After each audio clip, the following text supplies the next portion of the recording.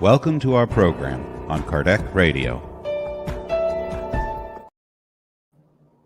Good evening, friends. Welcome back to Kardec Radio. This is the 6 p.m. Prayer for Peace program, which happens every day at 6 p.m. That's Eastern Time in the U.S. And my name's Teresa Castro. I'm the host for the Sunday prayer. And before we have our prayer, we're going to look at a message out of the book Healing and Self-Healing by Andrei Moreira.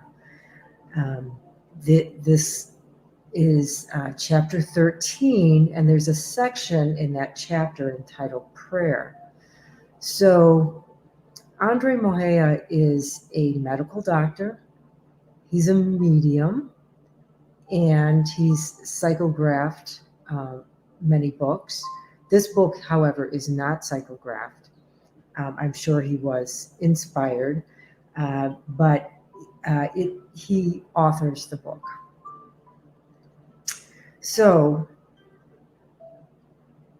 the book is about healing and self-healing. And so we're going to look at this section where Andrei is encouraging us and to better understand and to use prayer, not only for our own healing, but for assisting others in their healing.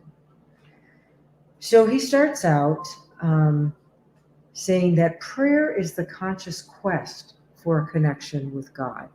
Very simple.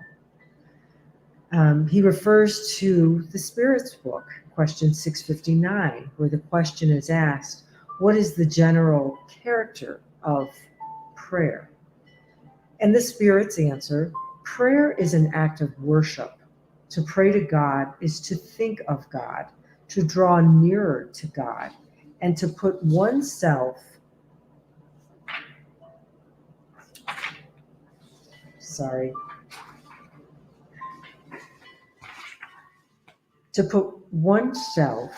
in communication with God. The one who prays may propose to themselves three things: to praise, to ask, and to think. He addresses another question from the Spirit's book, question 660. Does prayer make humans better? Yes, for the one who prays with fervor and confidence has more strength for, one, withstanding the temptations of evil, and two, for obtaining from God the help of good spirits to assist us in so doing. Such help is never refused when asked for with sincerity. So we find out the importance of praying with fervor, sincerity, and confidence that we actually do receive help.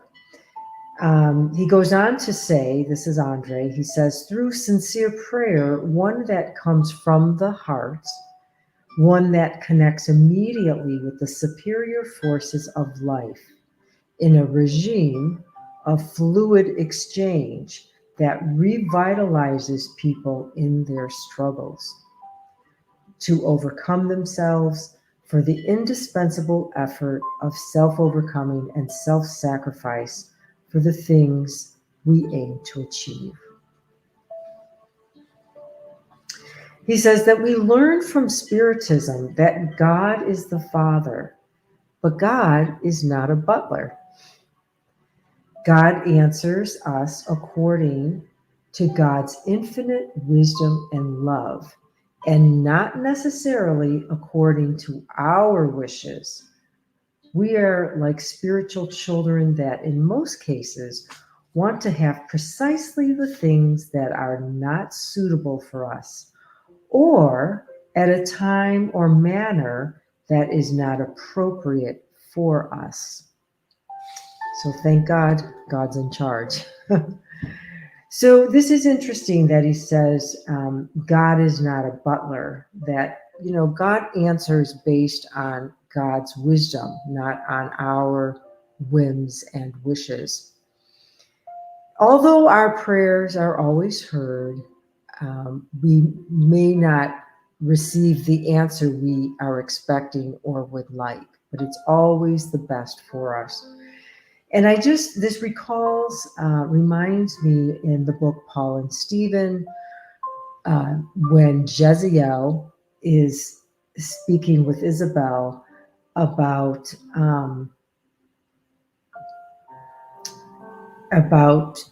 prayer. And he says to her, he said, God acts in silence, not in accordance with people's vanity. And that's very beautiful and in line with what Andrei Moreira is telling us here, that yes, God, our prayers are heard and they are answered, but not necessarily according to our wishes. But we can feel consoled because we know that God's designs are perfect. And so we're better off letting God come up with the solutions instead of us. So he goes on to say that prayer taught by Spiritism is the sharing of the soul. It's an exercise of faith, submission to guidance provided by God's wisdom, with the awareness that God, being of infinite love, can only grant the best for us within our context of evolution and spiritual needs. Therefore, there must not be fear or insecurity in this relationship. For this connection of the heart, the form is worthless, thinking is everything. And that last quote, the form is worthless, thinking is everything, is a quote from the spirits, from the spirit book, question 658. So here Andrei reminds us that praying is an exercise of faith and submission to the guidance provided by God's wisdom. How beautiful is that? The awareness that God is infinite love. So there's no need for us to worry. If we can trust whatever the answer comes back to us, it is the best for us. Because God being all goodness, there can be no wickedness or evilness from God. So then Andrei presents to us a section out of the New Testament from Matthew chapter 6, verse 5 through 8. And this is Jesus talking to his disciples. And he says, when you pray, you shall not be like the hypocrites. And he's talking about the high priest. For they love to pray standing in the synagogues and on the corners of the streets, that they may be seen by others. Assuredly, I say to you, they have the reward. And we learn this, right? And don't let your right hand know what your left hand is doing. In the chapter in the gospel, I believe it was chapter 13, chapter 16. Not sure, but it's in the gospel according to Spiritism. Don't let your right hand know what your left hand is doing. And in there, we are reminded, Kardec reminds us, if you get your reward on earth, then there's no need for God to reward you. If you get that reward fulfilling your vanity and having your ego stroked and having this beautiful, wonderful title on earth, then, why should you be rewarded in heaven? And we know these titles on earth are only temporary. So whatever pleasure we get, it's temporary. So Jesus goes on to say, but you, when you pray, go into your room, and when you have shut your door, pray to your Father who is in the secret place, and your Father who sees in secret will reward you openly. And so what is the secret place? This is the heart. This is the heart space, the heart chakra. And Jesus continues and says, and when you pray, do not use vain repetitions as the heathens do, for they think that they will be heard for their many words. Therefore, do not be like them, for your Father knows the things you need before you ask God. And he goes on to say further down in that New Testament chapter, and whatever things you ask in prayer, believing you will receive. So there again, it goes back to that confidence that's needed. So Jesus is telling the disciples to, go in the room, shut your door, pretty much be by yourself, connect with God in silence, not standing, showing people, oh, look how great I am, I'm praying, and I went to church 3 times today, or no, that this is a connection between us and the divine creator, and this connecting with our heart space, our heart chakra. Sometimes it's helpful to visualize this area behind the breastbone, in front of the spine, and kind of breathing into that area and connecting.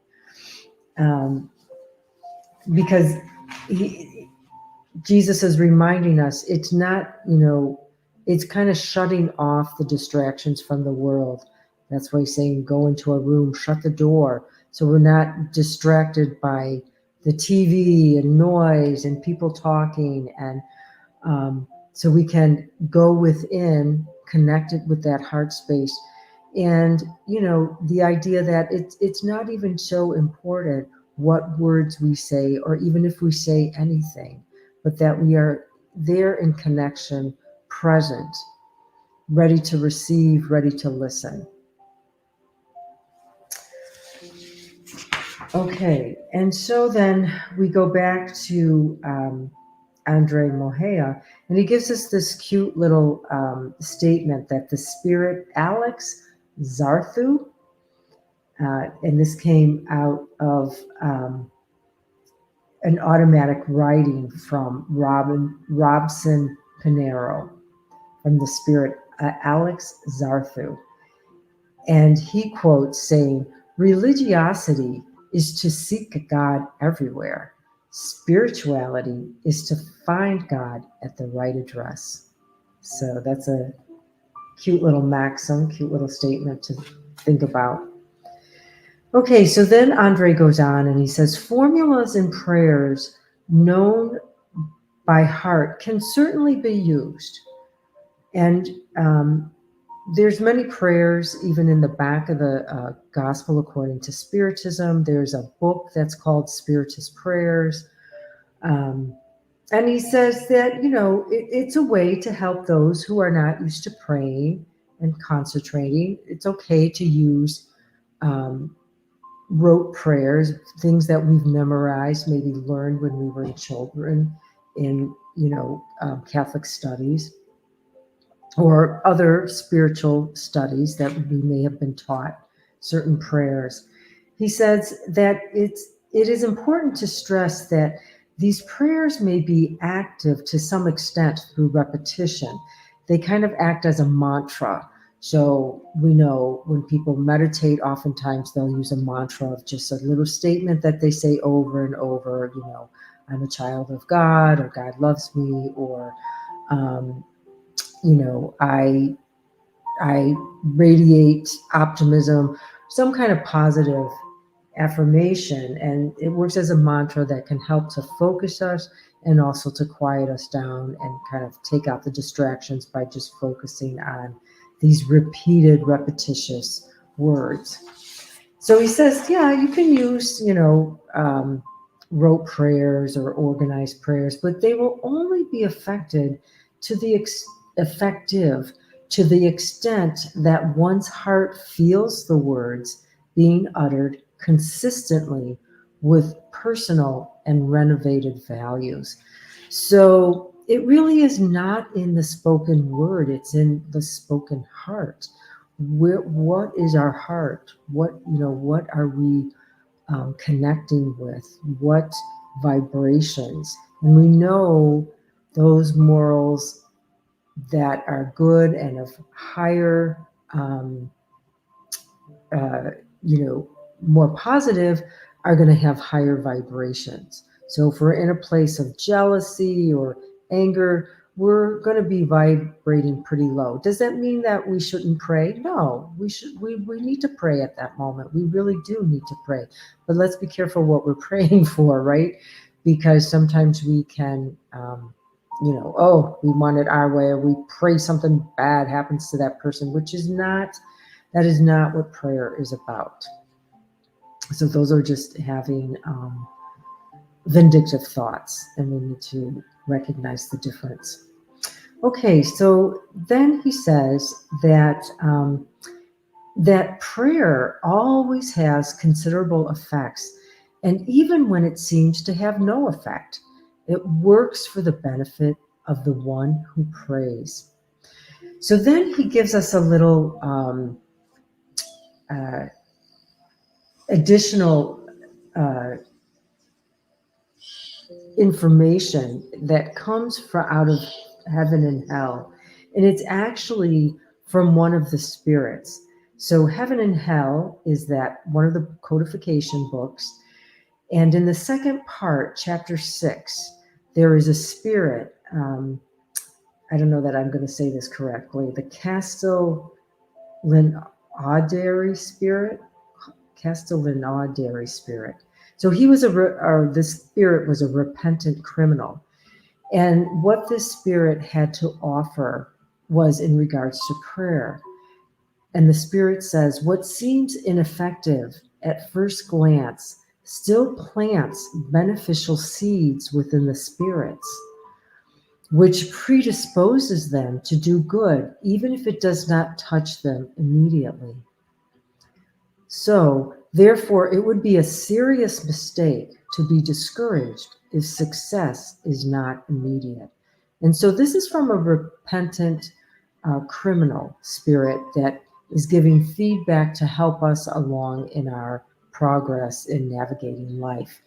And so the spirit is saying that just because you don't see the immediate effects of prayer, not to give up, and that even though we may not see manifested what we were praying for, because remember, God answers out of God's wisdom, not out of our wishes, that this spirit reminds us that beneficial seeds get planted within the spirit to kind of move them in the direction of good. And so then we come back to Andrei Moreira, the author of the book. He says that when a person is not receptive to the action of superior fluids that prayer gives off. So here we find prayer gives off an energy, prayer energy, if you want to think of it that way. And so when someone is not receptive to receiving this energy, maybe obviously probably not vibrating at an affinity that it can be received. It says, so when they're not receptive, they do not absorb this energy. However, the fluids remain gravitating around the individual, driven by the strength and constancy of the emission source. So this is another reason why we don't give up, because it's like a driving force, and the more persistent and, of course, sincerity we have in our prayer, it does flow in the direction of the spirit that we're praying for, and it gravitates around them.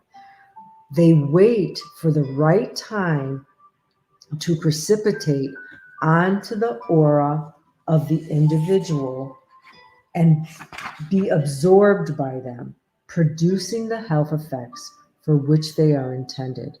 So this is beautiful knowledge to understand and to maybe encourage us to pray more and to be more consistent, that this energy surrounds the person and waits for that moment when probably the vibration is high enough that it can, so to speak, penetrate or be absorbed by the aura and start to work for the good.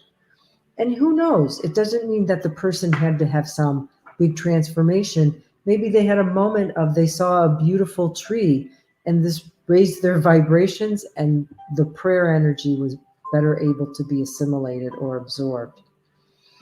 So he says, prayer is always answered by the superior spirits who work in the name of love, also known as God, as prayer is an emission of thought. And we know this. Emmanuel taught us this in Thought is Life. Emmanuel through Chico Xavier. That prayer is an emission of thought. It attracts to the spiritual being fluids and spirits tuned to its contents, who help them in the name of God. However, the presence of God always responds to us unconditionally. Although God's answers are not always those dictated by our will, but by God's wisdom. The answer comes through circumstances seemingly at random and requires from each one attention to detail to be perceived. So it's just like Jesus's lesson in the book Jesus in the Home by Leonacio, where Jesus gives the story where, this man who goes on a journey and he's struggling, and before he even leaves the journey, he prays for God's protection. He has all these obstacles to overcome. But by the end of the journey, he realizes his prayers were answered because he arrives at his destination and he's safe and sound. And that actually, some of these obstacles, they prevented worse things from happening to him. And so the message here is that, yes, God does answer our prayers. All prayers get heard and responded to. And we need to look. We need to look for the answers and then put them to good use. So instead of complaining more or whining more or blaming more, but to actually put it to good use and to trust that God is always working on our behalf. So Andrei many times said to us that, God hears our prayers and they do get answered, and it's not according to our will, but to the God's wisdom. Based on God's wisdom, these prayers are answered. And again, it's working through the good superior spirits. And so I'd like to end with a prayer that is actually, the author is unknown, and it was a part of this chapter as well. But it comes out of a journal entitled Gospel and Action by Brother Glaucus Fraternity. And this took place, I guess, this psychography, in Belo Horizonte, the state of Minas Gerais in Brazil. And so I'm going to use this as our closing prayer today, our prayer for peace.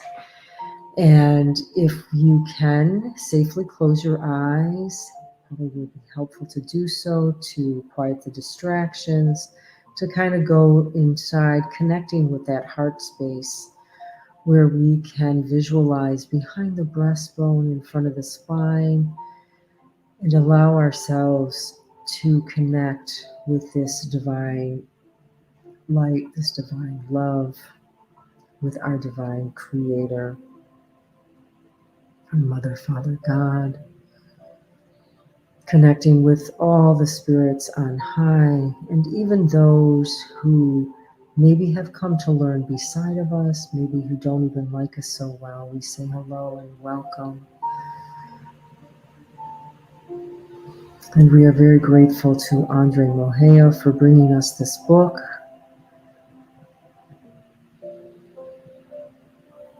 And the beautiful messages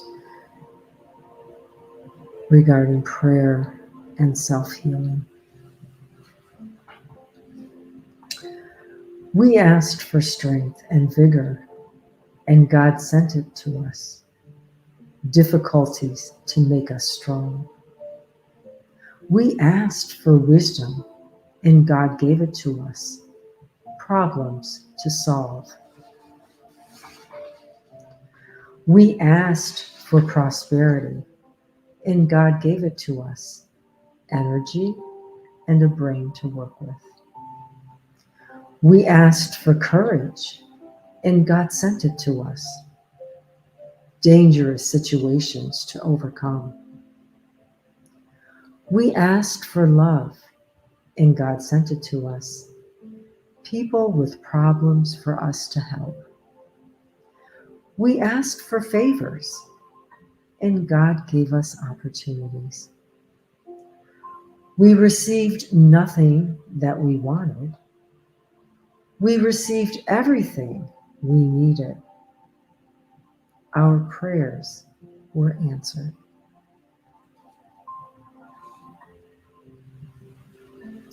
Again, we are so grateful to Andrei Moreira for bringing us this book, that we can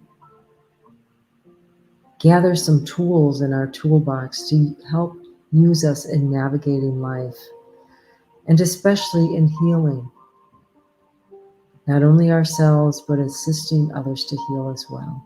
Very charitable. So I thank you for joining me this evening, and God willing, we'll meet again next week, same time, Sunday, 6 p.m. Eastern Time, Kardec Radio, where we're always nourishing our souls. Okay, everyone, thank you so much for joining. I wish you all a blessed week, and let's remember to do something good for somebody else, without reward, without recognition, and maybe we can even do it anonymously. All right. Thank you so much. I look forward to meeting up with you again.